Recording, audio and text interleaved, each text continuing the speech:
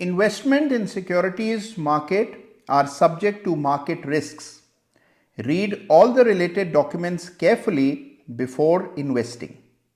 जिन खोया तिन पाइयां गहरे पानी पैठ, जिन खोया तिन पाइयां गहरे पानी पैठ, मैं बदूरा बूढ़न डरा रहा किनारे बैठ।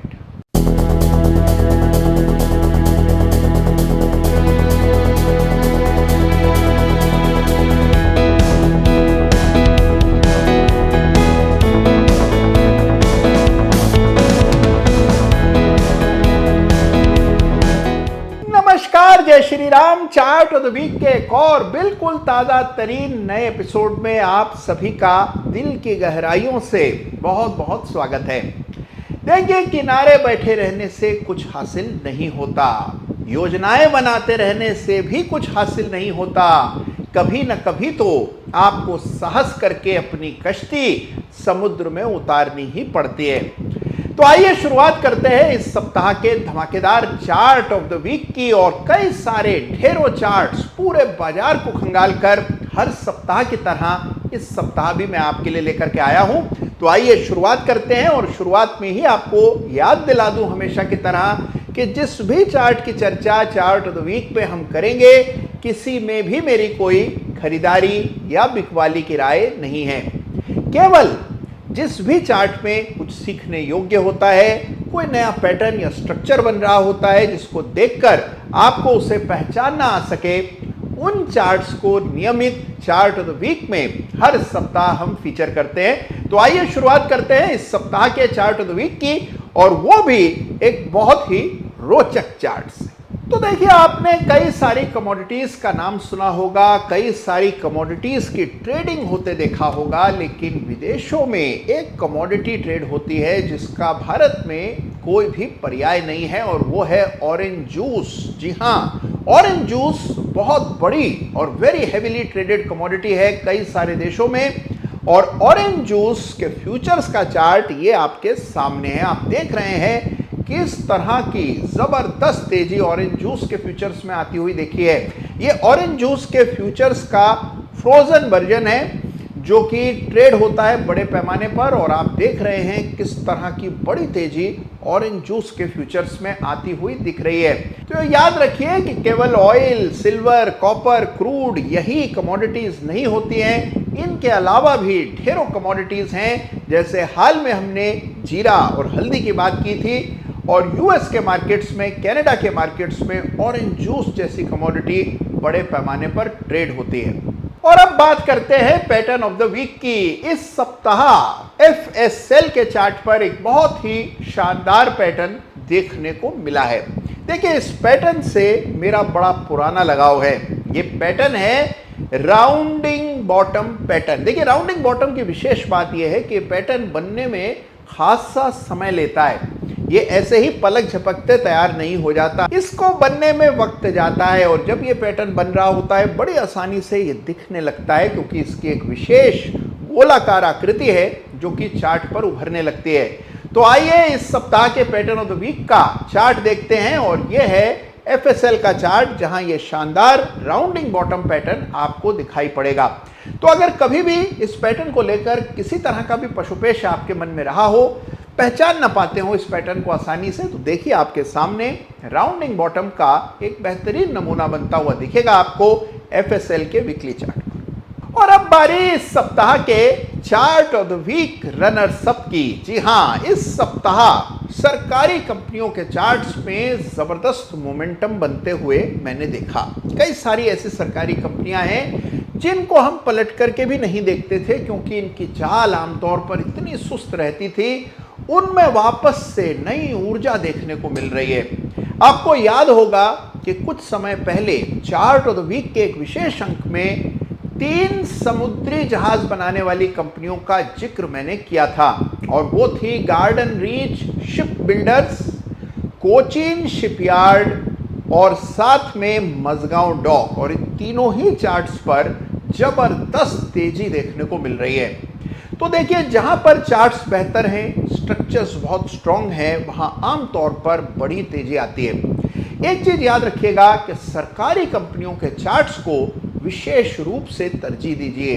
बहुत अरसे से सरकारी कंपनियां बाकी बाजार से पीछे चल रही थी, लेकिन अब हम देख रहे हैं कि सरकारी कंपनियां निजी कंपनियों से आगे चलती हुई, आउट परफॉर्म करती हुई चार्ट्स पर नजर आ रही हैं। और इस सप्ताह का chart of the week runners up भी एक सरकारी कंपनी है।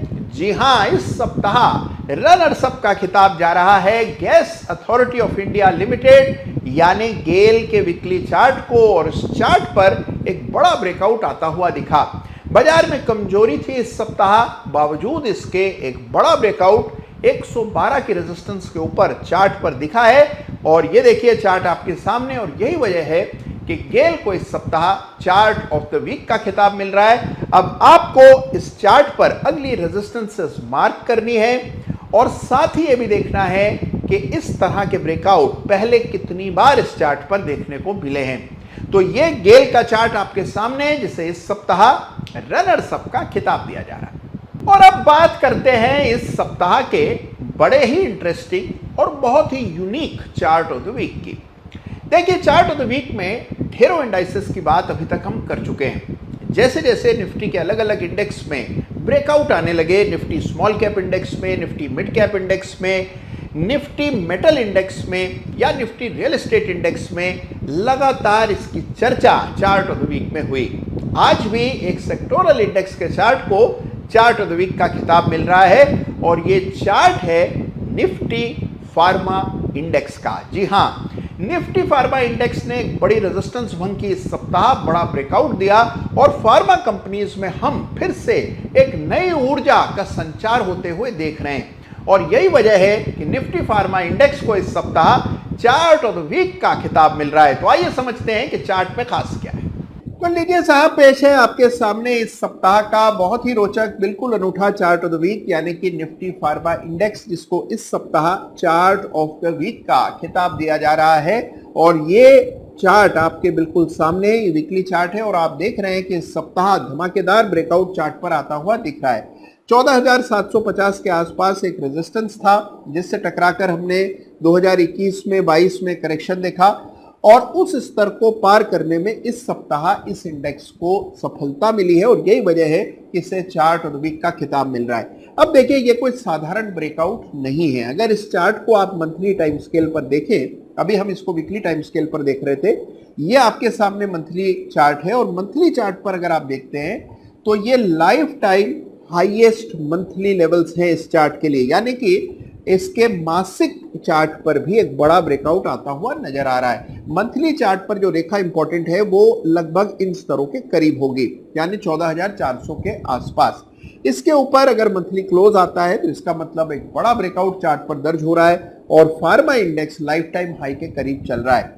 मंथली चार्ट का ब्रेकआउट बहुत मायने रखता है और इसी वजह से निफ्टी फार्मा इंडेक्स को चार्ट ऑफ द वीक का खिताब मिल रहा है। वीकली चार्ट पर अगर आप लौट आए और फिबोनाची का इस्तेमाल करें तो आपको अगले रेजिस्टेंस के बारे में अंदाजा हो जाएगा। जैसे इस चार्ट को गौर से देखें और फिबोनाची की मदद से अगर आप अगले रेजिस्टेंस देखने का प्रयास करते हैं तो 16,600 के आसपास अगला मेजर लेवल यानी 161.8% फिबोनाची स्तर चार्ट पर दिखेगा।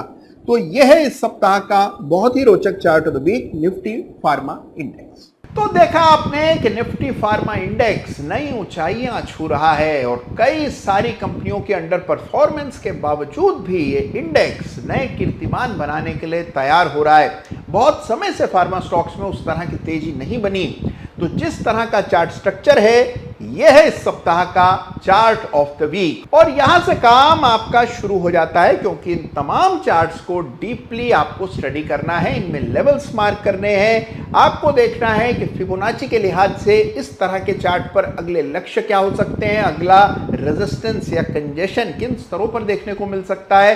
तो ये सारा होमवर्क आपको करना है और चार्ट ऑफ द वीक आपको बताता है कि कौन से चार्ट पर नजर रखनी चाहिए। तो कैसा लगा आपको इस सप्ताह का चार्ट ऑफ द वीक, मुझे जरूर बताइएगा। इनमें से कौन सा चार्ट आपने पहले से स्पॉट किया हुआ था, ये भी बताइएगा।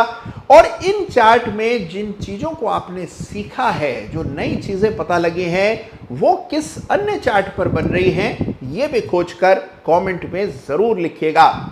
ख्याल रखिएगा अपना, चार्ट्स देखते रहिएगा। आप सभी का बहुत बहुत धन्यवाद। जय हिंद, जय भारत।